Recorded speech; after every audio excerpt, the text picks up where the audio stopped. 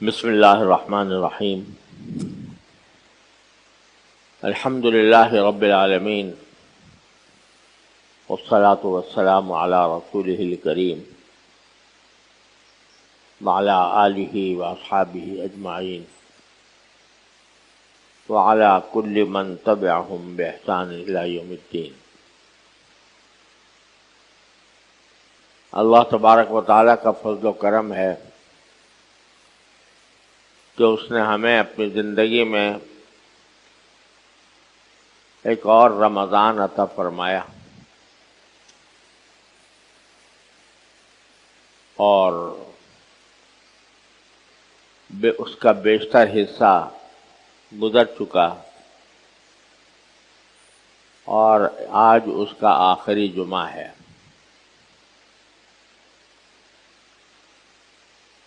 اس موقع پر دو تین باتیں آپ حضرات کی خدمت میں عرض کرنی ہے۔ ایک بات تو یہ کہ یہ آخری جمعہ یا جسے جمعۃ الوداع کہا جاتا ہے، اس کے شریعت میں کوئی الگ سے احکام نہیں ہے۔ بعض حضرات جمعۃ الوداع کے سلسلے میں کہتے ہیں کہ جمعۃ الوداع کے اندر فلاں طرح کی نماز پڑھیں، اس میں پہلی اس میں یہ پڑھیں وہ پڑھیں۔ ایسی کوئی چیز قرآن و سنت سے ثابت نہیں ہے۔ البتہ اس لحاظ سے بے شک ایک مسلمان کے لیے اس کی اہمیت بڑھ جاتی ہے کہ رمضان کا مہینہ جا رہا ہے اور اب کم از کم اس سال کسی آدمی کو رمضان کا کوئی اور جمعہ نصیب نہیں ہوگا۔ رمضان ہو اور پھر جمعہ بھی ہو، رمضان پورا مہینہ ہی مبارک اور جمعہ کا دن ہفتے میں اللہ تعالیٰ نے مبارک دن رکھا ہے، دونوں جمع ہو جائیں تو اس کی فضیلت بے شک اپنی جگہ ناقابل انکار ہے، اور اس لحاظ سے انسان کے لیے ایک لمحہ فکریہ ہے کہ پتہ نہیں اگلے سال مجھے رمضان ملے یا نہ ملے، رمضان کا جمعہ نصیب ہو یا نہ ہو۔ اس لحاظ سے اس کی بے شک ایک اہمیت ہے، لیکن اس کی کوئی الگ عبادت مقرر نہیں ہے جیسے بعض لوگوں نے مشہور کر رکھا ہے۔ اللہ تعالیٰ کی نے جو نماز فرض کی ہے وہی نماز اس میں بھی ہے، وہ جو روزہ فرض کیا ہے وہی روزہ اس میں بھی ہے، لہذا اس کی کوئی خاص عبادت الگ سے مقرر نہیں۔ ایک بات۔ دوسری بات یہ کہ رمضان کا مہینہ اب ختم پر آ رہا ہے، آج 25واں روزہ ہے، اس کے بعد پھر 4 ملیں یا 5 ملیں، اللہ ہی جانے، بہت کم باقی رہ گیا۔ تو اس میں دو چیزیں اس موقع پر ہم سب کو کرنی چاہیے، اور یہ صرف اسی سے موقع سے متعلق نہیں ہے، بلکہ جب بھی اللہ تبارک و تعالی اپنی کسی عبادت کی توفیق عطا فرمائے تو بندے کے کرنے کے دو کام ہیں۔ ایک کام یہ ہے کہ وہ اللہ تعالیٰ کی توفیق پر شکر ادا کرے، جو کچھ توفیق اللہ تبارک و تعالیٰ نے عطا فرمائی اس پر شکر ادا کرے کہ یا اللہ آپ کا شکر ہے کہ آپ نے مجھے یہ روزہ رکھنے کی توفیق عطا فرمائی، مجھے تراویح پڑھنے کی توفیق عطا فرمائی، اور جو کچھ ہو سکا عام دنوں کے مقابلے میں کچھ تلاوت زیادہ کرنے کی توفیق عطا فرمائی، ذکر کی توفیق عطا فرمائی، صدقے کی توفیق عطا فرمائی۔ یہ اس بات پر شکر ادا کرنا۔ دیکھیے اگر ہم اپنی صرف اپنے عبادتوں میں ہم سے جو کوتاہیاں ہوئی ہیں، اس لیے کہ اللہ تعالیٰ کی عبادت کا حق تو کوئی ادا کر نہیں سکتا، اگر صرف اسی کو دیکھنے کے اسی کو کی طرف نظر کرنے بیٹھ جائیں تو مایوسی کے سوا کچھ نہیں ملے گا۔ لیکن یہ دیکھو کہ الحمدللہ جن کو توفیق ہوئی روزہ رکھنے کی، جن کو توفیق ہوئی تراویح پڑھنے کی، جن کو توفیق ہوئی راتوں کو جاگنے کی، جن کو توفیق ہوئی اعتکاف کرنے کی، یہ اللہ تعالیٰ کی خاص نعمت ہے جو ان کو حاصل ہوئی، اس پر شکر ادا کرنا چاہیے۔ اللہ بچائے ایسے بھی لوگ ہیں دنیا میں کہ ان کو پتہ ہی نہیں چلتا کہ کب رمضان آیا تھا اور کب چلا گیا۔ ان کے گھر میں رمضان داخل ہوتا ہی نہیں۔ رمضان داخل نہ ہونے کے معنی یہ کہ نہ سحری ہوتی ہے، نہ افطار ہوتا ہے، نہ تراویح ہوتی ہے، نہ اللہ تعالیٰ کی طرف دھیان ہوتا ہے۔ اللہ تعالیٰ محفوظ رکھے۔ الحمدللہ اللہ تعالیٰ نے ہمیں ان میں سے نہیں بنایا، بلکہ توفیق بخشی روزہ رکھنے کی، تراویح پڑھنے کی، قرآن کریم کی تلاوت کی، جو کچھ بھی توفیق ہو گئی اللہ تعالیٰ کا شکر ہے۔ تو یہ موقع ایک تو اللہ تعالیٰ کا شکر ادا کرنے کا ہے کہ اس نے ہمیں رمضان کی دولت عطا فرمائی۔ دوسرا یہ موقع استغفار کا بھی ہے کہ جو نعمت اللہ نے عطا فرمائی تھی اس سے جتنا فائدہ ہمیں اٹھانا چاہیے تھا اتنا ہم نے اٹھایا نہیں، اس لیے کہ نہ رمضان کا حق ادا پایا، نہ روزوں کا حق ادا ہو پایا، نہ تراویح کا حق ادا ہو پایا، بلکہ ہم نے بہت سے اوقات غفلت میں گزار دیا۔ اس پر اللہ تعالیٰ سے استغفار۔ ایک تو اللہ کی دی ہوئی توفیق کی ناشکری نہ کرنی چاہیے، جب اس سے توفیق دی ہے تو اس کا شکر ادا کریں کہ آپ نے ہمیں اپنے فضل و کرم سے رمضان مبارک بھی عطا فرمایا اور اس میں کچھ تھوڑا بہت اپنی بساط کے مطابق عبادت کی بھی توفیق بخشی۔ لہذا آج دونوں کام کرنے چاہیے، اللہ تعالیٰ کا شکر بھی اور اپنی کوتاہیوں پر استغفار بھی۔ ایک رجحان ہمارے معاشرے میں اکثر پایا جاتا ہے کہ جو کچھ چھوٹی موٹی عبادت کرنے کی توفیق ہو جاتی ہے اس کی ناقدری کرتے ہیں کہ بھئی ہم نے کیا نمازیں پڑھی، کیا روزے رکھے، یہ تو اٹھک بیٹھک کر لی، روزہ جو ہے ویسے ہی اپنا پیٹ خالی کر کے گزار لیا، جو حقیقت تھی روزے کی وہ ہم نے حاصل نہ کی، وغیرہ وغیرہ۔ تو یہ ساری باتیں مایوسی کی باتیں، اور مایوسی کا دروازہ اللہ نے اور اللہ کے رسول صلی اللہ علیہ وسلم نے بند کیا ہے۔ لہذا ہر وقت مایوسی کی باتیں نہیں کرنی چاہیے کہ بھئی ہم کیا ہیں، ہم سے روزہ کیا لکھا ہم نے۔ مایوسی کی باتیں ہر وقت نہ کرنی چاہیے۔ نبی کریم سرورت عالم صلی اللہ علیہ وسلم جب صحابہ کرام کو کسی بات کا حکم دیتے تھے تو اس میں ترہیب سے زیادہ ترغیب کا پہلو ہوتا تھا، یعنی آمادہ کرنے کا، ہمت بڑھانے کا۔ تو ہمت گھٹانے کے بجائے ہمت بڑھانے کی بات کرنی چاہیے۔ یہ اللہ آپ نے جو توفیق دی ہے، بہت سو کو نہیں ملی تھی، آپ نے ہمیں دے دی، ہم آپا کا شکر ادا کرتے ہیں۔ البتہ جو کوتاہیاں ہم سے ہوئی، اللہ ہم اسے مغفرت مانگتے ہیں۔ تو دو چیزوں کو جمع کر لینا چاہیے، اور یہ ہر عبادت کے اندر کرنا چاہیے، روزے میں بھی، رمضان میں بھی۔ تیسری بات جو ذرا خطرناک ہے لیکن ایک مسلمان کے لیے بڑا قابل تنبیہ ہے، قابل غور ہے،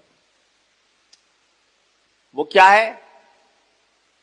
وہ ایک حدیث میں آتا ہے کہ نبی کریم صلی اللہ علیہ وسلم ایک مرتبہ خطبہ دینے کے لیے تشریف لائے جمعہ کا، تو آپ کے ممبر مبارک کی 3 سیڑھیاں تھیں۔ ایک سیڑھی پر آپ نے قدم رکھا اور قدم رکھ کر فرمایا آمین۔ کوئی دعا نہیں کی لیکن آمین کہا۔ دوسری سیڑھی پر قدم رکھا، وہاں پر بھی آمین فرمایا، اور تیسری سیڑھی پر قدم رکھا، وہاں پر بھی آمین فرمایا۔ بعد میں لوگوں نے پوچھا کہ آپ نے کس بات پر آمین فرمایا؟ تو نبی کریم صلی اللہ علیہ وسلم نے فرمایا کہ میرے سامنے جبریل آ گئے تھے، اور جبریل امین علیہ السلام نے کچھ دعائیں کی، ان دعاؤں پر میں نے آمین کہا۔ اب آپ اندازہ لگائیے کہ دعائیں کس نے کی؟ جبریل امین علیہ السلام نے۔ آمین کس نے کہی؟ سید الاولین والآخرین صلی اللہ علیہ وسلم نے۔ اور وقت کون سا ہے؟ جمعہ کا۔ جمعہ کا بھی کون سا؟ جس پر خطبہ دینے کے لیے رسول کریم صلی اللہ علیہ وسلم تشریف لا رہے ہیں۔ تو اس دعا کے قبول ہونے میں ایک مسلمان کو کوئی شک نہیں ہو سکتا، یقیناً قبول ہو گیا، لیکن وہ ہے خطرناک۔ وہ یہ ہے کہ نامراد ہو وہ شخص، یہ دعا کی جبریل نے، نامراد ہو وہ شخص کہ جس نے اپنے والدین کو بڑھاپے کی حالت میں پایا اور وہ اپنے گناہوں کی مغفرت نہ کرا سکا۔ یعنی اس کے والدین بوڑھے تھے اور ان کی خدمت کر کے وہ جنت کما سکتا تھا، اپنے گناہوں کی مغفرت کرا سکتا تھا، لیکن بوڑھے والدین کی خدمت نہ کی، بے توجہی میں وقت گزار دیا اور وہ مغفرت نہ کر سکا۔ ایسے شخص کو فرمایا کہ وہ نامراد ہو وہ شخص۔ جبریل دعا کر رہے ہیں، نبی کریم صلی اللہ علیہ وسلم بارہ میں۔ اور دوسرا وہ کہ جس کے سامنے نبی کریم سرور دو عالم صلی اللہ علیہ وسلم کا اس میں گرامی لیا جائے اور وہ اس پر درود نہ بھیجے، میں صلی اللہ علیہ وسلم بھی کہہ دے تو یہ بھی درود ہے، لیکن حضور اقدس صلی اللہ علیہ وسلم کا اس میں گرامی لیے اور درود نہ بھیجے تو اس کے لیے بھی یہ خطرناک وعید ہے۔ تیسری بات یہ کہ جس پر پورا رمضان گزر جائے اور وہ اپنی مغفرت نہ کرا سکے، یعنی رمضان کا مہینہ اس پر گزرا، رمضان کا ایک ایک لمحہ اتنا قیمتی تھا کہ اگر وہ چاہتا تو اللہ تبارک و تعالیٰ سے اپنے سارے گناہوں کی مغفرت کروا لیتا۔ اب رمضان گزر گیا اور وہ مغفرت نہ کروا سکا، تو اس کے بارے میں جبریل امین بدعا دیتے ہیں کہ نامراد ہو، اور رسول کریم صلی اللہ علیہ وسلم اس پر آمین فرماتے۔ یہ ہے وہ بات جو میں کہہ رہا تھا کہ خطرناک بات، لیکن شریعت میں جتنی خطرناک بات ہوتی ہے اتنا ہی اس سے بچنا آسان بھی ہوتا ہے۔ جس بات پر بڑی وعید بیان کی جاتی ہے، اللہ تبارک و تعالیٰ اس بات سے بچنے کا طریقہ، آسان طریقہ بھی بیان فرما دیتا ہے، ورنہ وہ ہمارے خالق و مالک اور ہماری نفسیات سے، ہمارے ذہن سے، ہماری کمزوری سے ان سے زیادہ کون واقف ہوگا؟ لہذا اگر وہ کسی چیز پر خطرہ کا ظاہر کرتے ہیں کہ اس میں اندیشہ ہے تمہیں اللہ بچائے اللہ کی ناراضی کا، تو اس سے بچنے کا طریقہ بھی آسان ہو جاتا ہے۔ وہ آسان طریقہ کیا ہے؟ توبہ اور استغفار۔ توبہ اور استغفار کیا معنی؟ ٹھیک ہے رمضان کے 32 دن چلے گئے، لیکن 4 دن تو باقی ہیں، اور جب 4 دن باقی ہیں تو ان کو اپنے پچھلے زمانے کی حق تلفیوں سے کی تلافی کے لیے استعمال کر لو، کہ اب ان میں ہم رجوع کریں گے اللہ تعالیٰ سے، نماز حاجت پڑھ کر،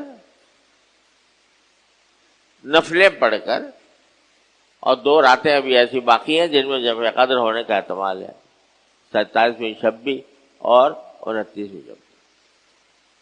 تو ان کو کام میں لا کر آسان کر دیا کہ ایک مرتبہ تم صدق دل سے بیٹھ کر یہ کہہ دو کہ استغفر اللہ ربی من کل ذنب واتوب الیہ، میں اپنے اللہ سے ہر گناہ کی معافی مانگتا ہوں اور اس کی سے توبہ کرتا ہوں۔ اسی لمحے تمہارا نامہ اعمال صاف ہو گیا اور رمضان کی برکات مکمل طور پر تمہیں حاصل ہو گئی۔ لہذا ان جو باقی ماندہ لمحات ہیں ان میں خصوصی طور پر رجوع الی اللہ کا اہتمام کرنا چاہیے، اللہ تبارک و تعالیٰ کی طرف رجوع۔ 2 راتیں آ رہی ہیں، 27ویں اور 29ویں، جن میں شب قدر ہونے کا بھی کبھی احتمال ہے۔ ان راتوں کو بھی اللہ تعالیٰ کی طرف رجوع میں صرف کریں۔ خوب سمجھ لیجئے کہ ان راتوں میں کوئی عبادت کا کوئی الگ سے طریقہ اللہ نے، اللہ کے رسول نے مقرر نہیں کیا۔ وہی نماز ہے، وہی نماز ہے، وہی تلاوت ہے، وہی ذکر ہے، وہی دعا ہے، لیکن اتنا فرق ہے کہ اس عبادت کو اللہ تبارک و تعالیٰ نے اور اللہ کے رسول صلی اللہ علیہ وسلم نے تنہائی میں، خلوت میں انجام دینے کی ترغیب دی۔ یہ اجتماعی عبادت نہیں ہے، یہ جلسوں کی رات نہیں ہے، یہ تقریروں کی رات نہیں ہے، یہ دعوتوں اور تقریبات کی رات نہیں ہے۔ یہ تو ایسی رات ہے کہ بندہ ہو اور اس کا اللہ ہو، کسی گوشے میں بیٹھ کر اپنے اللہ سے آدمی رابطہ قائم کرے اور دعائیں کرے، ذکر کرے جتنا ہو سکے، تلاوت جتنی ہو سکے، نفلیں پڑھے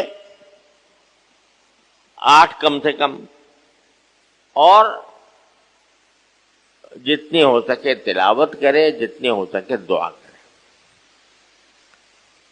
اس کام کے لیے خلوت میں، تنہائی میں، مجمع میں، تقریروں میں، جلسوں میں اس کو ضائع کرنا اس کی ناقدری ہے۔ اس طرح اس کو پورا کرنا چاہیے۔ اور بھائی آخر میں یہ گزارش ہے کہ اللہ تعالیٰ کی طرف سے دروازہ کھلا ہوا ہے توبہ کا، استغفار کا، دعائیں قبول کرنے کا۔ تو اس زمانے میں ہم اللہ تعالیٰ سے اپنے اجتماعی مصالح کے لیے بھی دعا فرمائیں،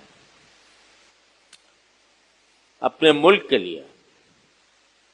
ملک بہت ہی تاریخ کے بدترین حالات سے گزر رہا ہے، استحکام مفقود ہے اور افراتفری پھیلی ہوئی ہے۔ یہ سارا ہماری بدعملیوں کا نتیجہ ہے، لیکن اللہ تبارک و تعالیٰ سے دعا کرنے میں تو کوئی تکلیف نہیں ہوتی۔ اللہ تعالیٰ سے دعا کرے کہ یا اللہ ہم سے اس ملک سے بد امنی کو دور فرما دے، یہاں سے مہنگائی کو دور فرما دے، یہاں سے باہمی خانہ جنگی سے محفوظ فرما دے، لوٹ مار سے بچا لے، رشوت ستانی سے بچا لے۔ اس وقت سرکاری محکمے میں لوگ منہ کھولے بیٹھے ہیں حرام کھانے کے لیے، اور کسی کا کام بجائے رشوت کے نہیں ہوتا۔